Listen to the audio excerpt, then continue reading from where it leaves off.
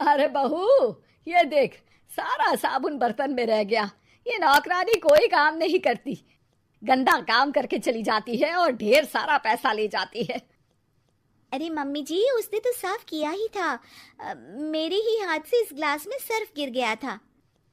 अरे बस कर झूठी, उसे बचाने के लिए सारी जुगत लगा ले, लेकिन मैं तो इसे निकाल कर ही रहूंगी।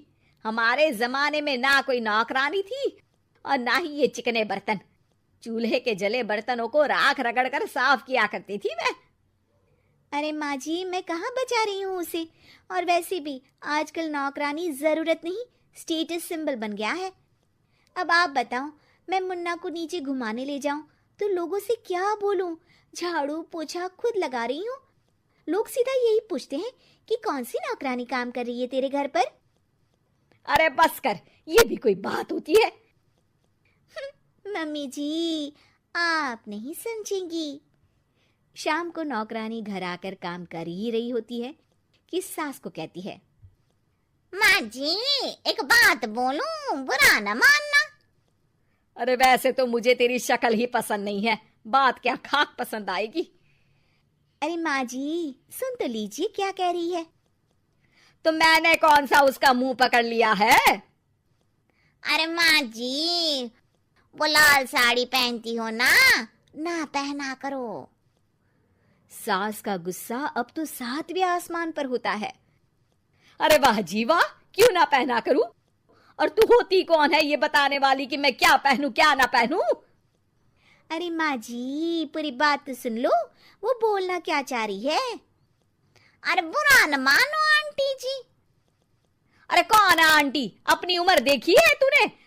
2-4 साल ही छोटी होगी मुझसे और मुझे आंटी बोल रही है।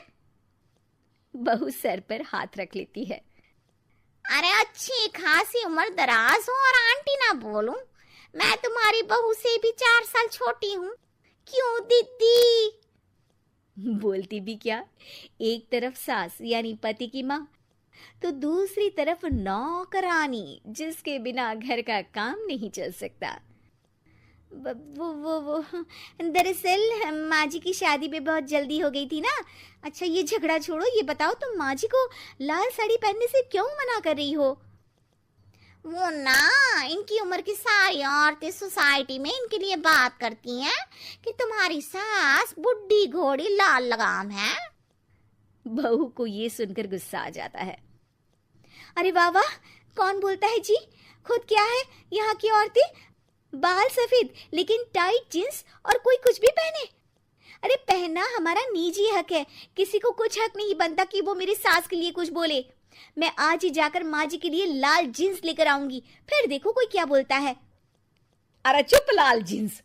अरे सुन नौकरानी के बच्ची, जाकर बोल दे उन लोगों से कि उन लोगों की तरह मैं उड़ती नहीं फिरती हूँ घर बार छोड़कर। अपने बच्चों और नाती पोतों में मन लगाती हूँ, ना कि सारा दिन ताश के पत्तों में आंख गड़ाकर 3 पत्ती खेलूं।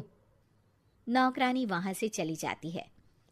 वैसे बहू, नौकरानी के क्या फायदे हैं ये तो पता नहीं, लेकिन सबसे अच्छा तो ये कि पता चल जाता है कि कौन किसके लिए क्या बोल रहा है। सोसाइटी में तेरा नौकरानी रखने का इरादा बिल्कुल ठीक था। अगले दिन उन लोगों के घर की बेल बजती है। बहू दरवाजा खोलती है कि सामने कुछ औरतें खड़ी होती हैं। अरे बहू, कहाँ है तेरी सास? बुला जरा। अरे बहन जी, आप सारी एक साथ आइए आइए, कैसे आना हुआ? अरे 3 पत्ते खेलने आई हैं, क्यों खेलोगी? क्यों नहीं क्यों नहीं, वैसे भी बड़े दिन हो गए, एंटरटेनमेंट हुआ नहीं। बहू जा जाकर पकोड़े तो बना ला। अरे बस करिए, आगे कुछ पीछे कुछ। वैसे तो कहती है कि परिवार पर ध्यान देती है, हमारी तरह 3 पत्तियां नहीं खेलती। हमने कौन सा परिवार छोड़ दिया? सास सक पका जाती है। अब ये किसने कहा? मैं तो कहती हूँ कि मैं भी थोड़ा बाहर निकलूं। आपने ही तो कमला नौकरानी से ये सारी बात की थी। सास और बहू को अब सारी कहानी समझ आ जाती है कि सोसाइटी की औरतें क्यों भड़क रही हैं। माफ करिए आंटी, मैं छोटी हूँ, लेकिन फिर भी पहले तो आप लोगों ने माँ की लाल साड़ी का मजाक उड़ाया था ना। हाँ हाँ उड़ाया था, लेकिन उससे पहले तो तुम लोगों ने हमारी जीन्स के बारे में बात की थी। अरे क्यों ना पहने हम जीन्स, तुम्हारे पैसों की थोड़ी ना है। सास और बहू सर पकड़कर बैठ जाती है। देखा बहू, ये खेल कर गई तेरी नौकरानी, यहाँ की बात वहां तो वहां की बात यहाँ। दोनों किसी तरह औरतों को समझा बुझाकर घर भेजती है और कसम खाती है कि नौकरानी को नौकरानी ही रहने देंगी।